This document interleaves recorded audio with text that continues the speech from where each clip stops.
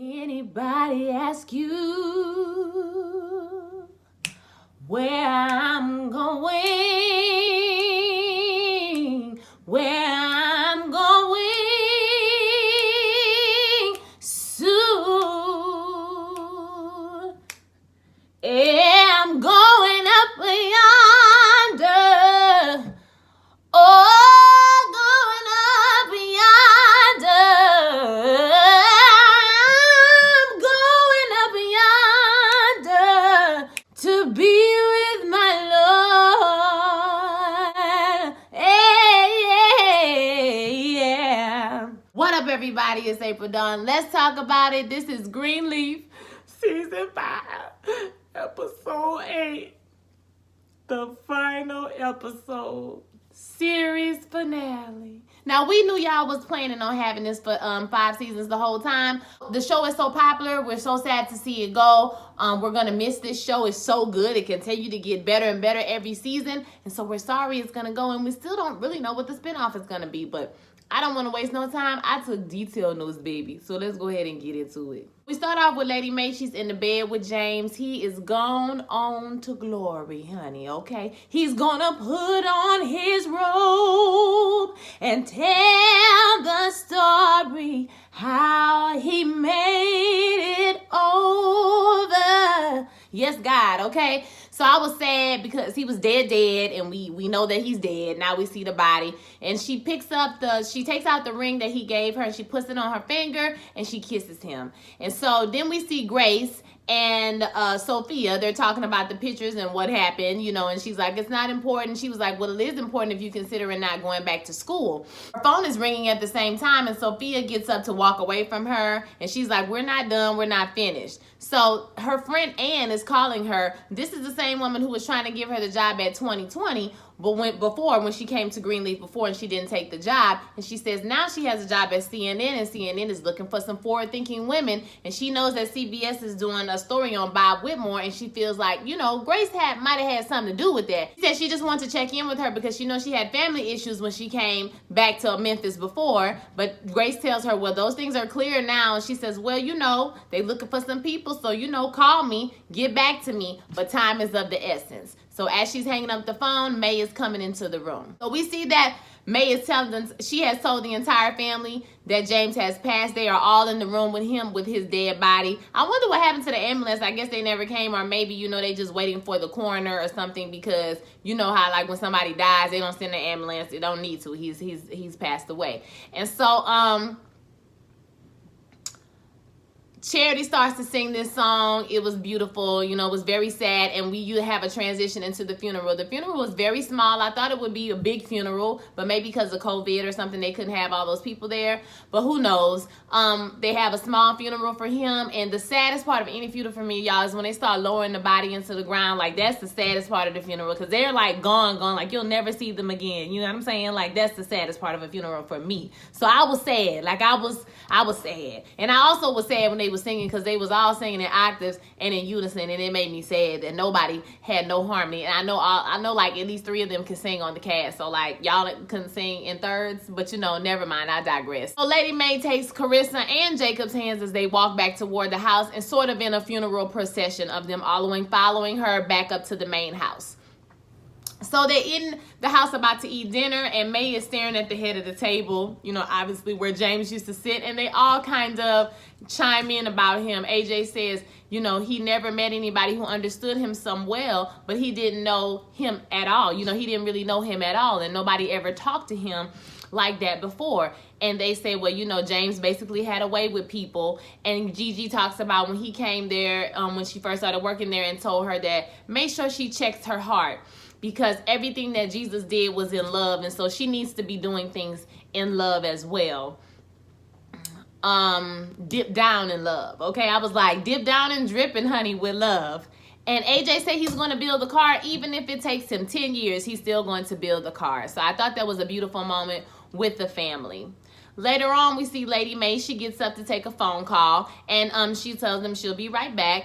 And Gigi stands up to make a toast, and they all toast to Bishop. Steve from the church has called her, and the deacons have got together without Connie, of course, and they've asked her to lead the worship on Sunday for the memorial. They want to honor the pastor and honor the bishop, excuse me, and they want to celebrate, you know, all the memories that they had created in that church. And they're like, well, you know, what are you going to do? Are you going to say yes? Would you do it? So we don't see her answer, but we know her answer is yes. Oh, Misty also told her they were cutting their ties with H&H. Okay, so Noah and Gigi are looking at this house. Apparently Noah has found this house for him and AJ. It's a pretty nice house. And AJ's really excited about living there. And apparently Noah tells her that his wife did not want alimony. So it really is a clean break, and he's just got a job at a university. He's going to be the head of campus security at this college. Noah offers Gigi a place in his new home, and Gigi is kind of reluctant on taking it, even though May is still giving the house to Tara, supposed to be giving the house to Tara. AJ comes over and talks about his medicine, how he's been taking it, and it's working for him. His blood cell count is doing pretty good. And it's only been a week, I think that he said. It was a short time. I think it was the week. And he gives her a hug. She's like, can I hug you? He's like, no, I want to hug you. You the one who gave me the doctor name, you know, and hooked me up with the doctor. This is all thanks to you. So she kind of got what she's been looking for this whole season, this whole time, just to have a moment with her son and have a good experience, you know, have him not be disappointed in her, have them have a tender, loving moment. And I was here for it. I was so glad. He hugged her. He was like, man, I guess you needed some more good news today. And she was like, yeah, I did. Like, she wanted to cry. She hugged him a long time. And I was here for it. And I was like, come on, Smiling AJ. That's what I should have been calling him, Smiling AJ this time, okay? Because he been smiling for about 4 episodes. But, you know, we happy, honey. He on the antidepressant. So he feeling real good, okay? I don't know if he actually on the antidepressant, y'all. But I feel in my spirit like he on the antidepressant, okay? I don't know. You let me know what y'all think. I think so. Gigi makes a phone call to Darius, asking him if he was coming over tonight, and he told her, yeah, she'll see him later. And AJ comes out the house and is like, who is this man you talking to? And she was like, well, you'll meet him. He was like, I need to meet him. Well, you'll meet him soon enough. And he says, okay, well, I think I need to get to know him because I have some questions for him. And she's like, are you looking out for your mama? And he was like, yeah, I'm looking out for you. I think we all need to get to know each other as well, okay? She like, boy, come on. And they get in the car and leave. I thought that was cute. I was like, come on, y'all better have a mother-son moment. Give it to us, Greenleaf. That's pretty much how the whole episode was. She was like, oh, y'all done made it. Oh, look at y'all. The whole episode, okay? Jacob is upstairs playing chess with himself, and Karissa comes up there, and she has just put down the baby. And she says that she wants him to stay there for a few days just while she finds a place. And he's like, you're staying at the academy, so she's going to keep her job. She's going to stay there. And she said, well, shared custody is shared custody. I mean, so, you know, he was like, okay, cool. Well, I thought you was going to, you know, be gone forever, basically, when you went to stay with your mom. And she was like, no, basically, I'm here. We're going to make it work. This is what it is. And so she gets her stuff together like she's about to leave. And he's like, where you going? She was like, oh, I got a room at the Templeton. You know, I'm going to stay there. And he was like, no, that's crazy. You can stay here. And she was like, no, you know, I don't want to confuse the baby, and I don't want to confuse you either. You know, this is a vulnerable moment for Jacob, and we all know what Jacob does when he gets vulnerable, okay? So, Karissa, you smart girl. Y'all don't need to be together. This is the best thing for you. And she turns around to walk out, and he kind of is sad, and she turns to him and is like, listen, I know it might not seem like it right now, but this is our happy ending. This is it right here. We don't need to be together no more. I feel like they're going to be excellent co-parents. I feel like everything's going to go off copacetically because he about to get with homegirl anyway. So, you know, it's going to be all good. Karissa going to get her a man with some money, and everybody going to be great. Okay, it's going to be all copacetic. He says, I know. So the kids are talking. This is Sophia, Zora, and AJ, and they're all talking about what happens when you die. And Zora says she thinks that, you know, you can't breathe. You feel like you can't breathe, and then all of a sudden you can breathe, and angels will start to greet you and hug you and things of this nature. AJ says he doesn't know what it feels like. You know, he doesn't have any idea, but he's just trying to figure out what it feels like to live. And I was like, boy, that's what I'm talking about. Sophia says that she feels like it's like going to sleep. You know, she's a daughter. She don't really believe anymore. So, you know, she feels like it's like going to sleep and then nothing ever happens. I was like, girl, child, if our faith was determined by the things that happen to us, okay, that's just misnomer things that happen to us, bad things that happen, boy, okay? But yeah, so she's a doubter. So she don't think anything happens. She think you just go to sleep and nothing happens. Darius is trying to get Gigi to call her friend back. So they're talking about everything and basically talking about their possible future that they could have together. And he tells her, well, if she gets a job in New York, then he might accompany her. And she's like, what? And he was like, I didn't know accompany was the word. And she was like, I didn't know it was, you know, she was basically like, I didn't know it was either until just now. So they kiss and smooch and all that kind of stuff. So I feel like I said, Gigi's time is coming to an end. She came there, she bust the roof off the family, okay? They done have healed, broken down and healed because of it. And now maybe it's her time to leave. She's getting an excellent opportunity. I mean, CNN is not something you want to pass up. I could pass up 2020. You know what I'm saying? We can pass up 2020. But CNN ain't something you want to turn up. I mean, for a news person, that would be like, I would say, like maybe one of y'all dreams to be on a 24-hour news network, maybe with the Prime show or something like that. That would be awesome. So, Lady Mae tells the kids that she wants to honor the father on Sunday. So she's talking to, you know, her kids. She's telling them that they want her to preach at the church and she wants to honor the father and they all need to be on one accord. So Jacob said he good, you know, Charity is like, I'm good. And Gigi is getting another phone call from her friend Ann, and she's kind of distracted for a moment because she's thinking about everything that's going on. And then they're like, hey, Gigi, you with us? And she's like, oh, yeah, it's good, it's fine, everything is fine. And May notices something is wrong, but, you know, she asks her, but, you know, Gigi's like, nothing's wrong, everything is good, you know, it's good. It's gonna be great. All, you know, everything is a go.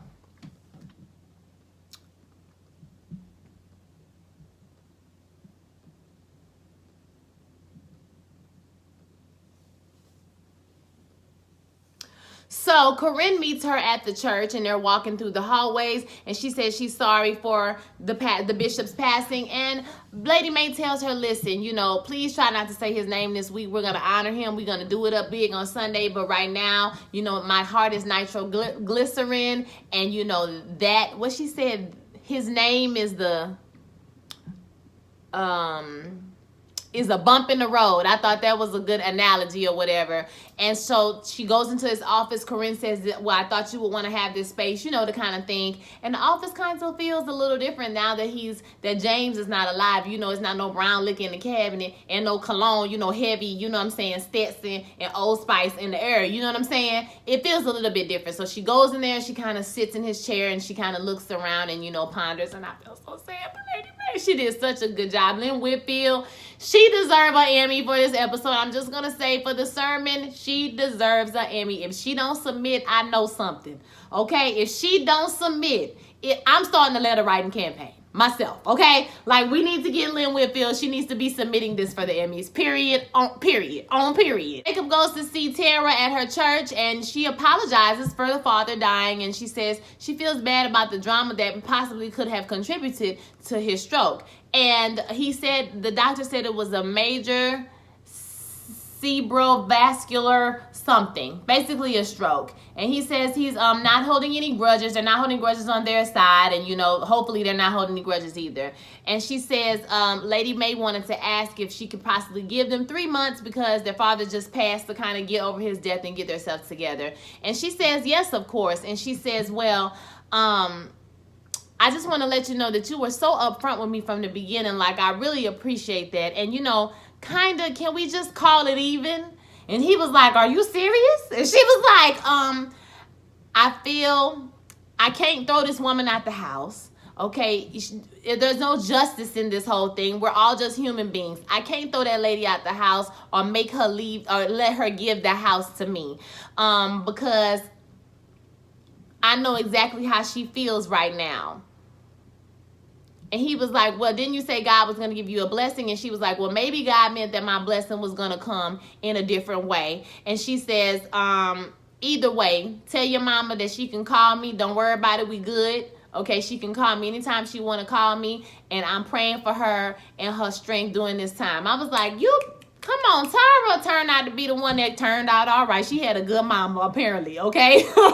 Because Miss Tara is everything that she said she was, okay? So if I ever said a cross word about Miss Tara, I don't think I did. But if I did, I apologize, Miss Tara, because you are right with me. Gigi is signing some papers with Aaron. This is for a trust for Sophia and for AJ. So she's getting rid of all that money that her father gave her. And she asked JJ, some questions. She says that she knows it's strange that they share a father, but he's glad to call her a sister, okay? And even though their relationship is weird. And so the girlfriend calls again and she ignores the call, and he's like, well, what's going on? It sounds like you got something going on. And so she tells him about the 2020 job and the CNN situation.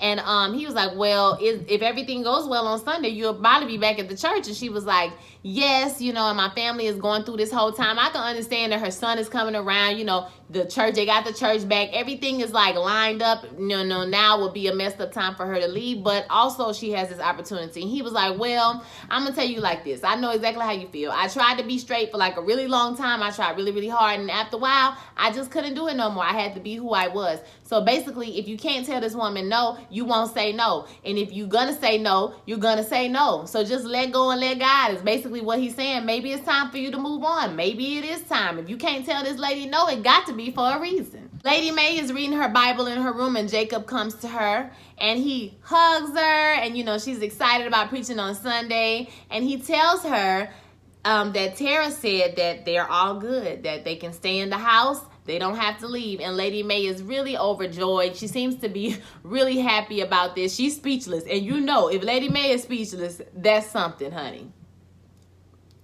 So now we down to the churches on Sunday. Hallelujah. We up in church. We got our good clothes on, okay? Walking through the church, Jacob is greeting everybody. And guess who came through the church? Sister Tara James. She sure did. And she brought the people from her mission there too. Is that okay? He said, that's all right. She said, I heard you had a little thing. You was working with the homeless people. He said, I did. She said, well, hopefully we could do a knockout collabo on that one time. She looked at him and he looked at her. And she looked at him and he looked at her. And I was like, okay, all right. I see this what y'all trying to do, or whether you trying to get him a woman of the Lord. Okay, we with it. Because she turned around in church and she was like, I see you looking or whatever. I was like, come on, girl. You better get your flirt on. It was cute. I thought it was a cute moment. Maybe they got 100-piece choir up in there, okay? Everybody from the choir came back. They all came back to the choir. Charity is up there singing just as dry and just as straight and as can be, honey. Just, what a mighty God we serve, okay? Lady May gets up to preach. They giving her a standing ovation. It's overwhelming applause. It's overwhelming applause. Oh my God, Lady May, yes, God, yes. She's getting up there to do it. She about to do the damn thing.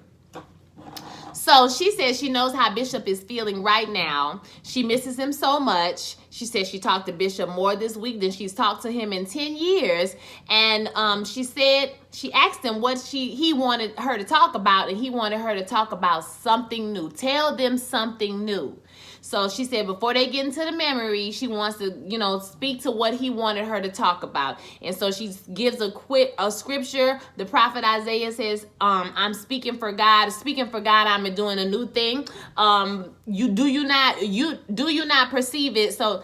So today she wants to talk about dreaming together and, about the new of church. What she said, not what the church has done, but what the church can do, what the church was, but not what the church was, but what the church will never, or has never been, basically saying all the things that we can do in the future, how we can move forward. And she talked about, hold up, let me read it down, okay? She said, the early friends of Jesus gathered in small groups and spaces in upper rooms, basically saying that was new. This was new things. This was a new way of thinking. Nobody thought like that before. People was, following Jesus, and, 12 people decided to follow him or whatever. Stands at the edge of infinity with no ideas.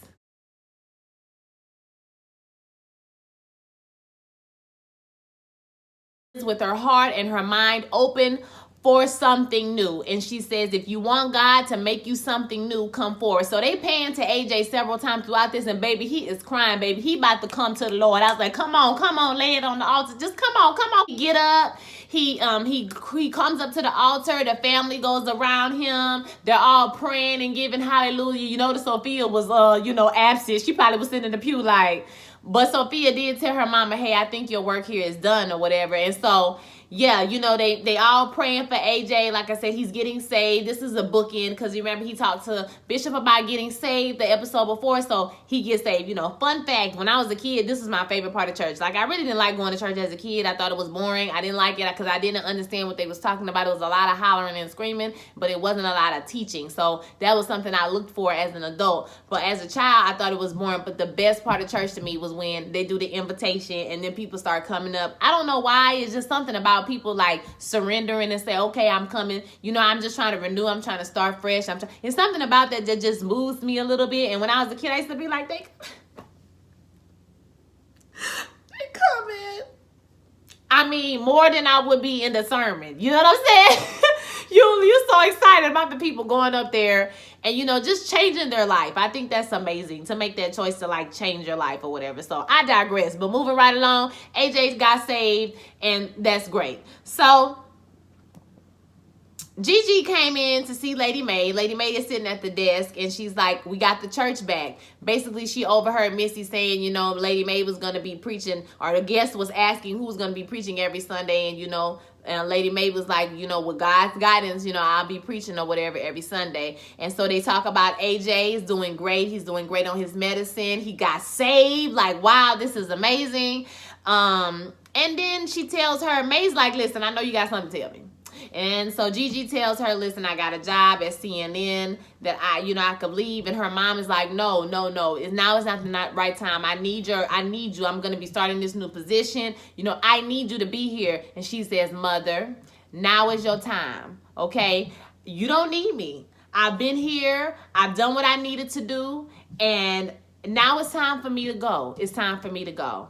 And so her mother accepts this, and Gigi gets up and she leaves. So we see everybody standing on the steps. Now, you know when they standing on the steps, baby, you know something is about to go down. But Gigi is getting ready to leave, and she's telling everybody their goodbyes. So she's hugging her mom. She's telling them she's going to be back in a few days. She really is just going for the interview, but we know she's going to get the job, right? So she tells Charity to watch out for Sophia. Sophia is not as innocent as she seems. And I was like, baby, Charity don't even watch her own baby. How the hell she going to watch your baby, girl? She don't even watch her own kids. I'm just saying. And Jacob and Karissa ain't the best mom and daddy either, okay? So I don't know, sis.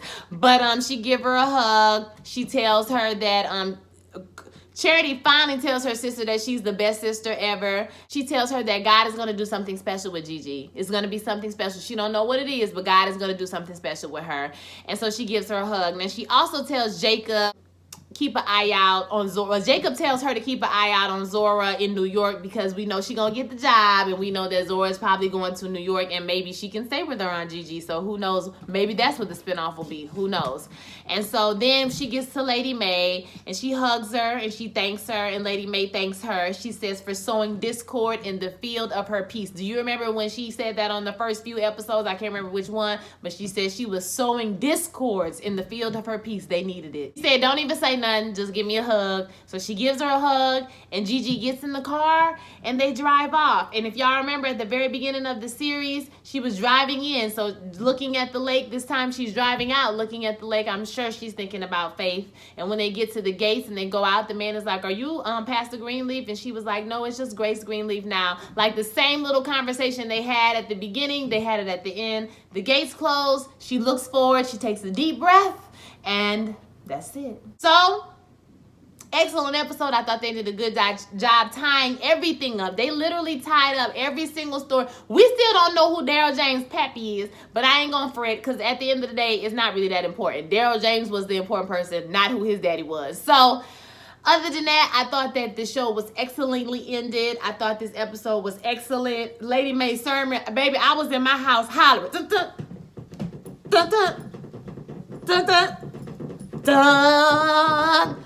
Oh, let me tell you something. I was hollering at my house. Lady Mae was giving us a good word. Who wrote the sermon? That's what I want to know. Which one of the writers wrote the sermon? Because they did that, honey. They need a church, and I'm coming. Okay, so I want to hear what you guys thought about this episode. I want to say thank you to all my subscribers for riding with me. We've been riding through this since season 1, if I'm not mistaken. I could be lying. It might be season 2 when I picked it up. But we've been riding with this show for a long time. So I want to appreciate y'all for hanging with me. This is my last Greenleaf. we won't see each other anymore. I don't know if I'm going to like the spinoff. I'm going to probably give it an episode or two whenever they decide what it's going to be.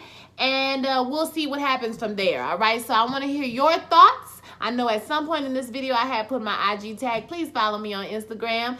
Don't forget to like, comment, subscribe, share this video with all your friends. And I will holler at y'all next week. Oh, I won't holler at y'all next week. Come see me for another show, okay? I'll holler at y'all on another one. Holler at me for P-Valley, okay? We got 2 more shows of The Shy, and I think it's some more things that's coming forth. I think we're going to pick up that show that's coming on HBO, Lovecraft, something like that, with Journey Smollett. We're going to definitely pick that one up, all right? So catch me on another show, and I'll holler at you later.